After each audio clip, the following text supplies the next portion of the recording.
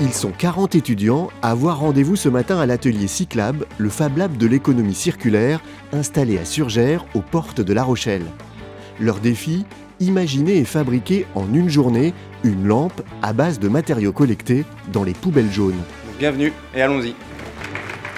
Pour réussir leur pari, les équipes ont accès à l'atelier Cyclab, 1500 m² dédié à la valorisation de la matière, pour montrer que les déchets sont aussi des ressources. À leur disposition, une matériothèque, 3 labos, un parc de machines bois, des postes de gravure et d'impression 3D, un banc de transformation plastique et un atelier couture.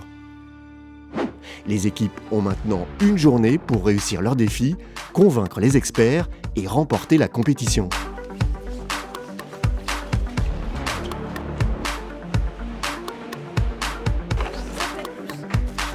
C'est une idée à quoi ça peut servir ça?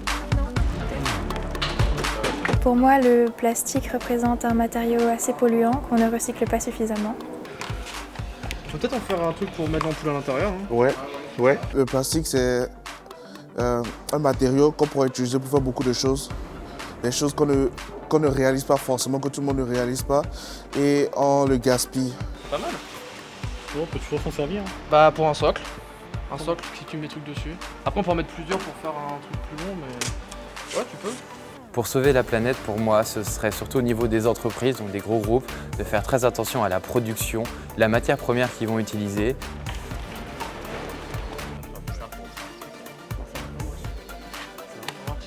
Je pense que pour sauver la planète, il faut commencer par changer nos habitudes.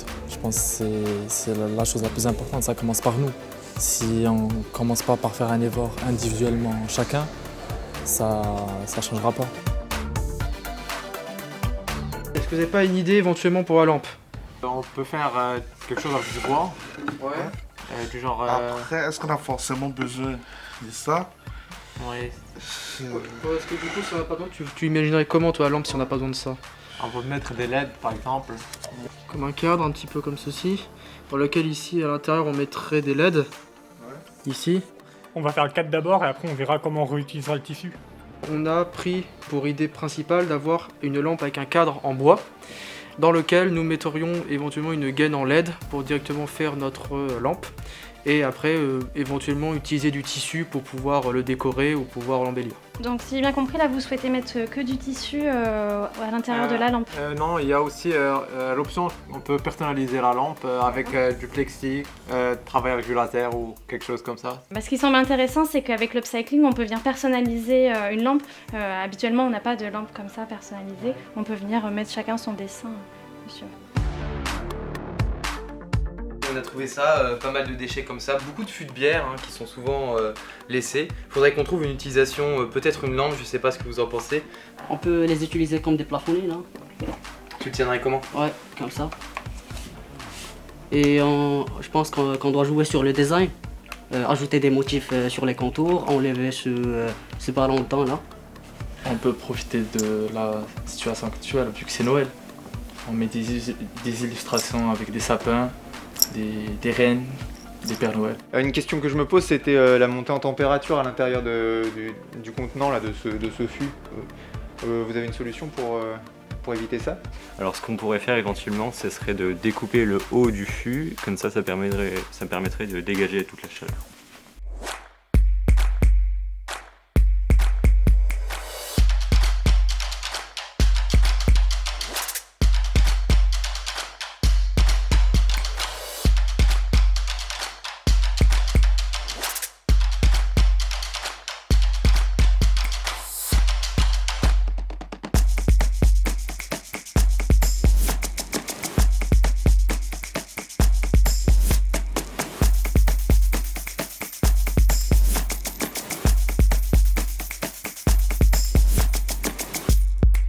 C'est la lampe qui utilise le moins de matériaux divers et des matériaux qu'on peut retrouver très facilement. Typiquement le bois, ils ont utilisé des lames de parquet. C'est quelque chose qu'on peut très facilement détourner et reproduire facilement. Ils ont aussi proposé un axe très différenciant, c'est la personnalisation de celle-ci. Ils en sont arrivés à ce résultat-là parce que c'était le groupe le plus fédéré entre eux.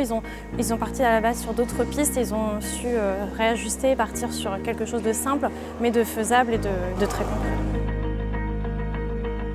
C'est une très belle création, ils ont été inspirés, tout ça à partir d'un modeste déchet. On est dans l'upcycling un peu, on n'est pas dans le recyclage. Donc c'est intéressant ici, nous, à l'atelier, d'explorer toutes ces étapes en fait autour de la matière. Et l'upcycling en fait partie. C'est une démarche qui est très artisanale. Je pense que cette lampe est essentiellement une proposition artisanale. Et donc on passe du temps avec la main, avec notre savoir-faire manuel, pour redonner de la valeur à la matière. Donc en ce sens-là, c'est intéressant. Après, je ne sais pas si ça peut être déployé à plus grande échelle, en plus grande série, et donc répondre au flux qu'on a face à ces fûts de bière. Mais en tout cas, voilà, la démarche, la proposition est belle.